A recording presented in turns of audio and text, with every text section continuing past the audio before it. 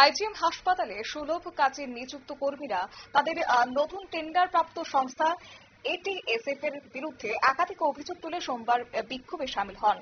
এক্ষেত্রে কর্মীদের একটা অভিযোগ হচ্ছে যে নতুন সংস্থা সুলভ কাজে প্রয়োজনীয় সামগ্রী যেমন মপ, দড়ি এছাড়াও বিভিন্ন সামগ্রী সরবরাহ করছে না।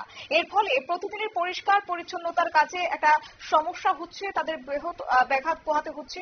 শুধু তাই নয়, অভিযোগ অনুযায়ী সাফাই কর্মীদের দিয়ে নির্ধারিত দায়িত্বের বাইরে বাড়তি কাজ করানো হচ্ছে, যার জন্য আলাদা কোনো প্রশিক্ষণ বা পারিশ্রমিক তাদেরকে দেওয়া হচ্ছে না। কর্মীরা এও জানিয়েছেন যে এই সুপারভাইজারদের কাছে অভিযোগ জানাতে গেলে উল্টো হুমকি তাদেরকে দেওয়া হয়। বিশেষ করে মহিলা সুলভ কর্মীরা তাদের প্রতি অশালীন ভাষা ব্যবহার করে অভিযোগ তুলেছেন আন্দোলনকারীরা। কি রয়েছে সংশ্লিষ্ট পক্ষ থেকে বক্তব্য শুনুন। আসলে সব কিছু আমরা 1 তারিখ আমরা কথা বলবো, তাই 1 তারিখ আইসে না, বুঝছে তাই মা মারা গেছে, তাই এই কথা কই আমরা অনুমন্ত আইসে না।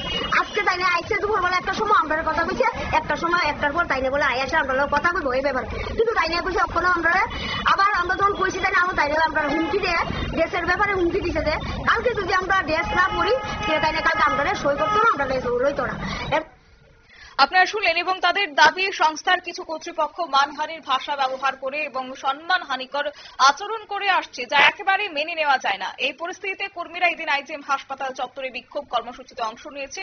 তারা জানান যে পূর্বে যেভাবে পুরনো সংস্থা কাজ করত সেই ব্যবস্থায় তারা ফিরে পেতে চাইছেন। পুরনো সংস্থা না ফিরলে ভবিষ্যতে আরো বড় আন্দোলনের হুঁশিয়ারি দিয়েছেন এদিন বিক্ষোভকারীরা।